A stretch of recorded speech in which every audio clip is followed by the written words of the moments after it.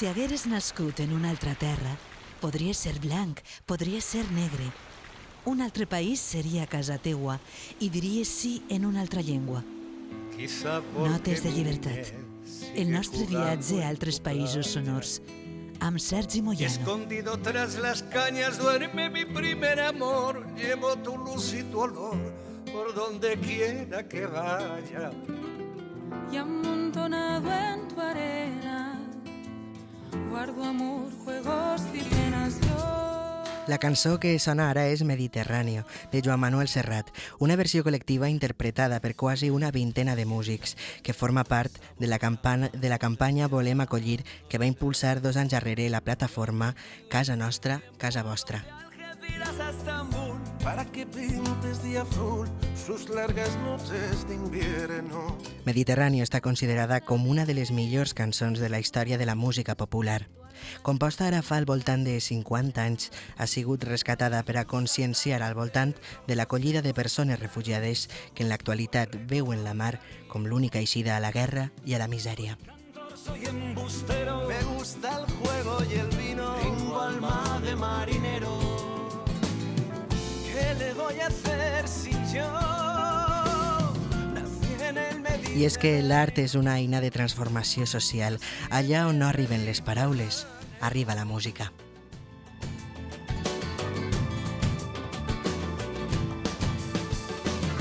Y te acercas y te vas después de besar mi aldea. La convidada d'avui en sap molt de música. Avui ens acompanya una persona molt especial. De segur que vos sonarà la seva veu.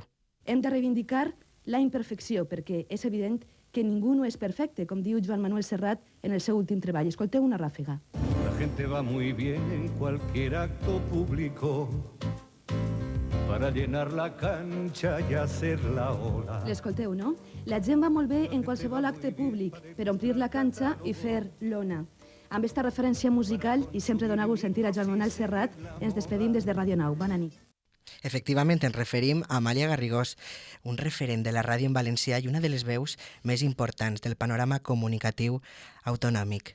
Llicenciada en Ciències de la Informació per la Universitat Autònoma de Barcelona, porta 30 anys fent ràdio professional, eixe mitjà que tant s'estima i al qual li ha dedicat mitja vida. Este era el moment, fa 3 mesos, en què s'acomiadava temporalment de les zones de l'emissora pública valenciana. En la ràdio cada dia entra en una mena de parc d'atraccions.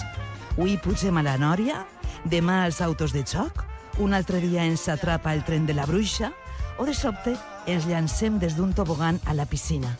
Que bo! Ai, la ràdio. És que és apassionant, divertida, càlida, creativa, íntima, meravellosa. Cuidem-la, escolteu-la. I qui vinga darrere, que tinga sort. Diversos guardons farcixen l'historial periodístic de Garrigós, entre els quals destaca el Premi Ràdio Associació d'Innovació. A més, ha tingut l'honor en 2 etapes diferents d'estrenar i formar part de l'equip de professionals de la ràdio de titularitat pública. Primer amb Ràdio Nau i després amb Apunt. Sempre la ràdio com a animal de companyia. Benvinguda, Amàlia, a l'emissora de la Universitat Jaume I. Moltíssimes gràcies. La sento un poc com a casa també, perquè en l'època en què estava emmudida a Ràdio Nou vaig fer el mural a través d'Escola Valenciana i llançàvem el programa per 30 emissores municipals i algunes universitàries. Vox UGI Ràdio n'era una d'elles que emetia el mural i he vingut en diverses ocasions per a parlar de llengua, censura lingüística, mitjans, etc. Així que em trobo com a casa. Gràcies. Tan ben trobada. Gràcies per acceptar la nostra invitació i sobretot per haver-nos ajudat amb la construcció sonora de Notes de Llibertat, perquè potser no vos n'heu adonat, però la veu que sona a la capçalera i als indicatius del programa és la d'Amàlia. Gràcies. Gràcies a vosaltres. Per a mi és un plaer, un honor a més, perquè és un programa de solidaritat molt necessari, és un programa de servei públic que es fa des d'ací amb molt de gust, perquè tu tens molta cura en la realització sonora i tens molta sensibilitat radiofònica. Aleshores, per a mi és un plaer. Gràcies, Amàlia. Bé, com estàs? Ara aterrem de nou a la rutina, ja s'han acabat oficialment les vacances. Com has viscut estos últims mesos de tants canvis? Estic vivint un parèntesi en la meva vida que jo crec que m'està fent créixer com a persona i fins i tot com a professional. Ara mateix estic obrint-me noves portes vinculades amb la cultura i amb la música. Estic en l'atur, si no canvien les coses en els pròxims mesos, però ja t'he dit que estic obrint portes, obrint camins nous, coneixent nova gent i reaprenent i també continuo formant-me, que això és una cosa que no has de deixar mai de fer. Clar, amb el territori sonor tornares a la ràdio pública. Recordem que després d'un any i mig en antena vos van acomiadar arbitràriament a tu i al teu equip, a part del teu equip. De quina manera has trobat la calma o quines coses de la música i de la ràdio t'han aportat més serenor entre tant de soroll mediàtic i laboral? Doncs jo t'he de dir que tenia en el territori sonor un col·laborador, Edu Comelles, que és captador, caçador de sons, fa fonografies, és una de les seccions més avantguardistes que tenia ara mateix en el territori sonor, en aquest programa, que continua en la ràdio pública, però sense mi i sense l'equip original. I he estat doncs, amb aquesta música fonogràfica que he captat cada dia, que són els sons de les ones de la mar, la remor del vent, les xitxarres en el moment de la calima, els grills per la nit. Vull dir, ha sigut sons de la natura, molt relacionades amb la mar topetant contra les roques. Eixa és la música que m'ha acompanyat, la que m'està donant energia i la que m'ha ajudat a ordenar els meus pensaments mentre feia llargues caminades per la platja. Sons de vida, no? Sons de vida, efectivament, sí, que tenen la seva pròpia música. Avui és dia 29 de novembre de l'any 2013. Estem la ràdio i la televisió units com germans fent una programació que no sabem ben bé com anomenar-la. El que sí que volem és estar amb tots vosaltres, amb tots vostès, els ciutadans, la societat valenciana, el nostre poble... La cançó que sona ara és Com quan érem veu i so, de Mugroman, una peça dedicada als treballadors de Canal 9 acomiadats per l'ERO i contra el tancament dels mitjans públics. Amàlia, la informació és un dret humà tan bàsic i equiparable al dret a la sanitat o a l'educació, un dret del que ens privaren els valencians l'any 2013 quan el govern valencià tancà unilateralment Ràdio Televisió Valenciana. Un silenci que es va allargar durant 5 anys. Tu ixes en el videoclip, per cert, d'esta cançó. Sí, com quan érem veu i so de Javi Ibáñez, de Mugroman, va estar inspirada la lletra en una carta que jo vaig escriure a Ràdio 9 justament quan em van acomiadar en aquell primer expedient de regulació i després ja van tancar la ràdio. I està inspirada en eixa carta que era diguem-ne, un cant d'amor, no?, a la ràdio, el que significa per a mi este mitjà. I ens van proposar fer un videoclip on els treballadors fórem els protagonistes i diguem-ne que jo estic ahí com a fil conductor, no? És un videoclip preciós i la cançó és aplicable a moltes coses, I tant. Bé, el final de Ràdio Televisió Valenciana va ser un autèntic drama, no només per a totes les persones que treballàveu allà, sinó també per a la societat valenciana. D'alguna forma representava un fracàs col·lectiu. Com vas viure aquest final?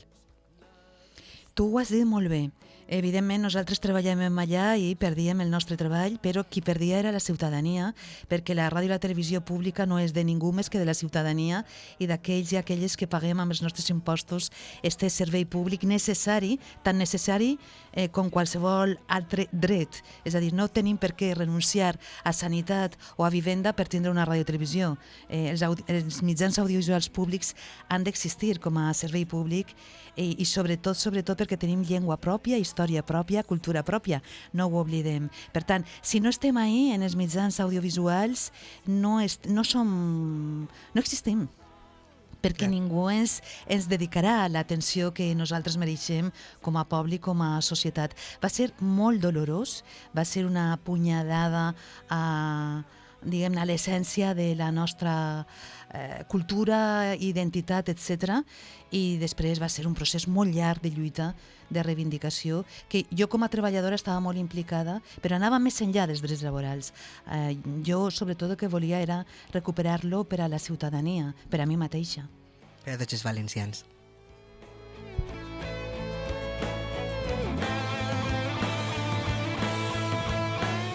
Amàlia, has dirigit i presentat diversos programes i seccions musicals a la ràdio valenciana, com El Jardí de les Delícies, Alta Fidelitat i finalment Territori Sonor.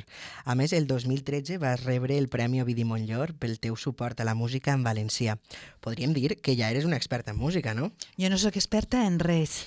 El que sí que sé fer més o menys bé és la ràdio després de 30 anys, però, vaja, tu, per exemple, estàs començant i saps fer-la de manera exquisida. Vull dir que això va molt en l'actitud i en apreciar o estimar un mitjà.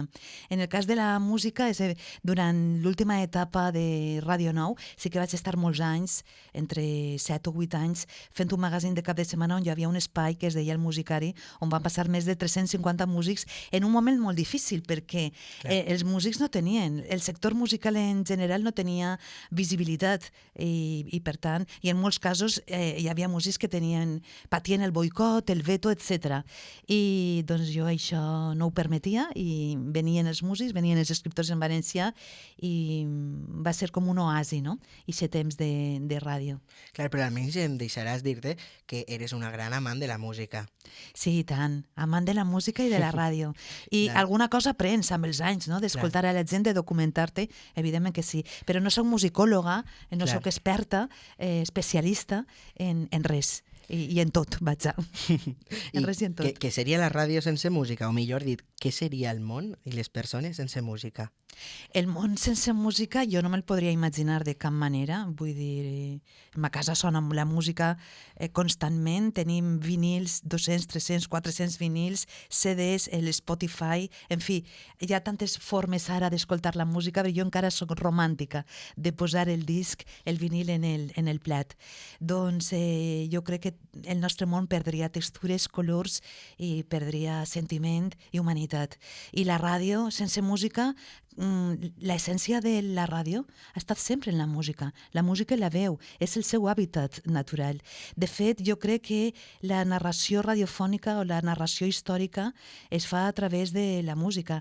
Vaig veure recentment l'univers de Tarantino en la pel·lícula Érase una vez Hollywood, i si et fixes, que ho comentes en la gent, diu, ostres, és veritat, tens raó, la ràdio està molt present, i el món del discjòquei en aquells 60-70 era fonamental. A través dels discjòqueis coneixes una època, no? Els discjòqueis com a narradors d'episodis històrics.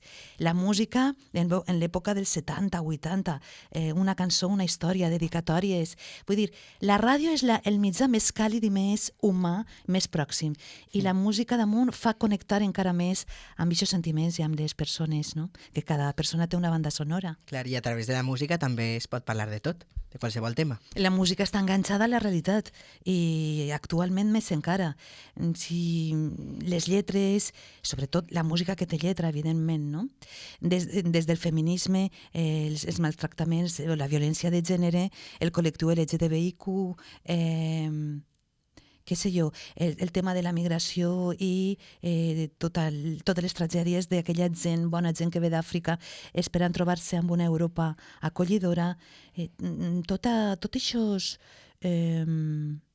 problemes, totes aquestes misèries humanes són inspiradores de cançons meravelloses. I tant.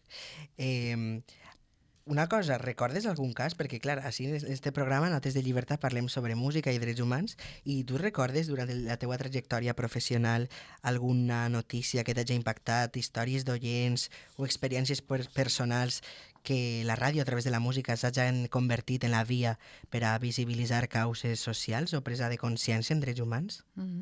Sí, jo, per exemple, ha sigut molt inspiradora música en clau de rap, perquè el rap s'ha convertit ara que era la nova cançó en aquells 60-70 de cançó protesta. La cançó protesta està ara molt dins del rap, de la protesta sobre els drets humans, del dret a vivenda, el dret a un salari digne, no a l'explotació laboral, etc. No? M'he trobat, per exemple, amb moviments musicals molt interessants al voltant del CIES, el centre d'internament que hi ha per a estrangers, al carrer Sapadors de la ciutat de València, on es demana el tancament d'aixòs centres, on es produeixen en l'interior d'aixes parets brutalitats on prives de llibertat a gent que ha vingut així a buscar un món millor.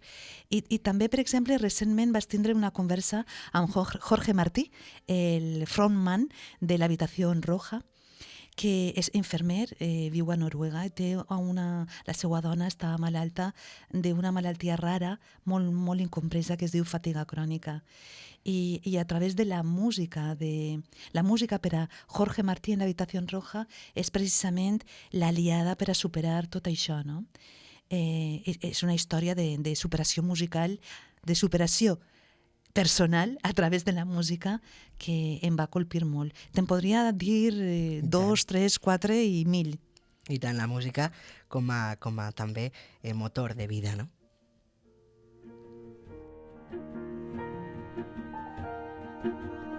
He de confessar-te una cosa, Amàlia. Hem parlat amb una oient teua, una de les oients més fidels que has tingut, Amoreta, li diuen. Sí? I ens ha comentat que va viure una experiència molt bonica amb tu al Passatge a la nit, un espai de caire intimista que presentares a Radio Nou. Ens ha contat que es va obrir amb tu i te va contar, va contar a tots els oients que era homosexual. Una cosa que també es va repetir en altres ocasions, en l'època en què tu presentares este programa, i que més gent va aprofitar aquesta finestra per a contar, no?, allò que sentia, allò que li preocupava. D'alguna forma, també sempre has tingut present la conscienciació i sensibilització dels drets humans, en este cas del col·lectiu LGTBI, no? Sí, això és molt interessant el que contes, perquè va ser un episodi radiofònic molt intens, d'aprenentatge brutal. En la primera ràdio autonòmica, Radio Nou, Passatge a la nit, estava en la primera dècada dels 90, quan no hi havia ni telèfons mòbils, quan no hi havia xarxes socials. Ara, això sí que hi havia un número gratuït, me'n recorde del número, el 950 90 90, i allí la gent, al caliu de la nit, eixa ràdio càlida, poderosa, romàntica, on una veu connecta amb els oients, permetia que fora una finestra per a que la gent isquera del seu armari. Hi havia moltes dones lesbianes i molts xics homosexuals que no tenien cap lloc on desfogar-se, no? Recorda que aquella època era l'època de la sida, on moria molta gent, i moltes de les persones que morien perquè encara no s'havia trobat el medicament per a que es convertira, com és ara, una malaltia crònica. No, sida no és sinònim de mort ara mateix, afortunadament, però en aquella època sí que es produïa i estava molt relacionada amb l'homosexualitat, amb la promiscuïtat, i d'alguna manera aquest món homosexual, aquest món LGTBI estava com criminalitzat, no? Sí, estigmatitzat per la societat. Estigmatitzat, sí. Va ser molt bonic, d'un aprenentatge humà enorme. Amoreta, gràcies per contar-ho, moltíssimes gràcies i un bes. I tant, un bes també de part meua. Amàlia, de quina manera creus que estan presents els drets humans en les lletres i els pentagrames dels nostres creadors? Mira, jo és que crec que la música cal reconèixer-la com un instrument de lluita no violenta. És una eina magnífica d'educació per a la pau. I a través d'una emissora de ràdio i una ràdio pública encara més, podem utilitzar aquest instrument, no? Ja, si comencem a mirar en col·lectiu LGTBIQ, podem mirar el tema de la immigració, els CIES, els centres d'internament d'estrangers, l'utilització, la censura o el veto o el supremacisme lingüístic, també és un dret humà. Hi ha tants casos, vull dir, els drets humans estan en el nostre ADN, en l'ADN de la democràcia, de la llibertat, està en l'ADN del feminisme. El món va cap al feminisme, a la igualtat, la perspectiva de gènere. El món va cap a la fraternitat, perquè si no, en la cura del medi ambient. Tot això són drets humans i tot això són inspiradors de bandes sonores, de pel·lícules i de músiques. Podries fer en el teu programa, diguem-ne, com packs. Pues mira, avui anem a centrar-nos... Playlist, no? Un playlist, anem a investigar i anem a rascar a veure què hi ha sobre medi ambient, no? O sobre l'emergència climàtica. Ara mateix estem patint la destrossa de l'Horta de València una vegada més, milers d'hectàrees per a fer una carretera per ordre del govern de Madrid, i quan nosaltres els valencians no necessitem més carreteres i en un moment d'emergència climàtica el que hem de tindre és cura amb el nostre tresor, que és l'horta. És l'horta. És on tenim... El nostre patrimoni. El nostre patrimoni. Doncs tot això també és inspirador de música. Si vols te recomano una d'elles, la d'Òscar Briz, que canta La Punta. Es l'apuntem. Bé, hi ha un cantant que tu eres especialment fan d'ell, el teu paisà, alcoià, Ovidi Montllor.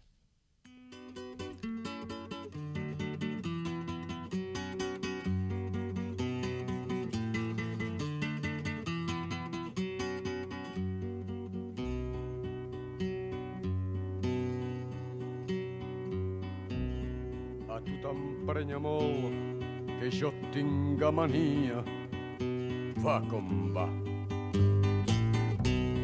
A mi m'emprenya molt que tu vagis fent caria, va com va. Va com va, Amàlia. Això va com va. Sí, sí. Moltes vegades no depèn de tu, depèn molt de les circumstàncies externes, no? Però una i un ha de mantindre o ha d'intentar lluitar per l'honestedat i per la coherència. No és fàcil a vegades, però et permet tindre una consciència tranquil·la. I Ovidi Montllor era una d'aquestes persones. Per descomptat. Hi ha molta gent que gràcies a cançons que denuncien situacions d'injustícia o reivindiquen drets s'han assabentat del que passa al món. Això palesa que la música arriba a tot arreu i de vegades té un caràcter informatiu poderosíssim. Hi ha cançons que poden esdevindre periodisme? Absolutament. La música és, diguem-ne, la banda sonora, el fil conductor de la història. Des de, mira, la nova cançó, l'anomenada nova cançó en la seva primera i segona generació, era un retrat de l'època, no? És on realment es denunciava i es reivindicava la llibertat, l'estatut d'autonomia. Ara em ve al cap el tall amb aquella cantata Quan el mal ve d'Almansa, és una crònica històrica del que va ocórrer així a casa nostra, no?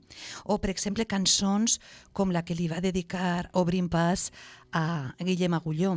També és un retrat d'un moment en el que el feixisme, com ara, dissortadament, està començant a reemergir, no? A ser emergent. Per tant, jo crec que sí, que la música és un retrat dels diversos episodis històrics i, a més, connecta molt amb les nostres emocions. És molt evocadora. Amàlia, són moltes les melodies que s'han convertit en himnes per la llibertat i per la dignitat humana. Abans d'acabar, quina cançó representa per a tu la lluita pels drets humans? Quina ens recomanaries? Hi ha tantíssimes, tantíssimes. Ja. I en el teu programa, així, en aquest espai dedicat als drets humans i la música, descobrirem cada 15 dies moltes d'elles. Jo crec que podem fer això, no? Com un arxiu temàtic i veure quins són els músics o les propostes musicals o les bandes sonores que podem trobar. Ara, així, a mi m'encanta, per exemple, la banda sonora de Streets of Philadelphia, que parla d'això, de l'homosexualitat, de la sida. M'agrada moltíssim, per exemple, també la banda sonora d'una pel·lícula que he esmentat abans, La última de Tarantino, Érase una vez Hollywood. M'agrada molt la música dels anys 60 hippie, del moviment hippie, que respon molt a la lluita pels drets civils dels Estats Units. M'agrada moltíssim tota la proposta que hi ha del tall, que està molt vinculada als drets humans i, per exemple, en l'europeu, que és un dels últims, parla també d'això, no? De com Europa pot, o com el concepte europeu on manen les empreses i els bancs poden xafar els drets laborals de les persones. En aquest mateix sentit, vos recomano el disc de Vercel, que és Els dies del Saurí, on es palesa això, no? El perill de perdre, de retrocedir en els drets laborals dels treballadors.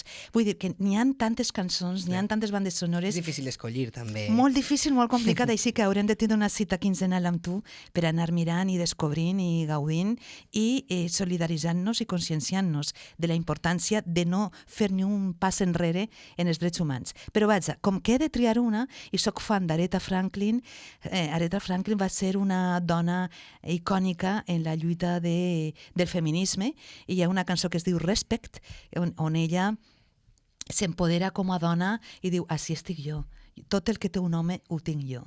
Així que, respecte. I tant que sí. Bé, Amàlia, gràcies per haver-nos acompanyat en este programa. T'esperem de nou, I tant, quan tu vulguis, un plaer. Gràcies per haver estat amb nosaltres i sobretot també per haver-nos ajudat també amb els indicatius del programa que anunciaran bé, aquesta estrena que tenim d'ací. He gaudit molt. Escolta, jo volia també agrair-te perquè vas fer 3 programes amb mi en el Territori Sonor, 3 capítols meravellosos, són tresors radiofònics dedicats a la música i la memòria, el rescat de la memòria, que també és un dret humà. Gràcies per haver-me donat l'oportunitat de fer aquestes primeres passes radiofòniques al teu costat i la veritat és que sempre s'aprèn. Gràcies per haver vingut, Amàlia Garrigós, una referent de la ràdio del nostre país. Tanquem esta entrevista amb Respect, d'Aretha Franklin. Gràcies, Amàlia. Salut i música.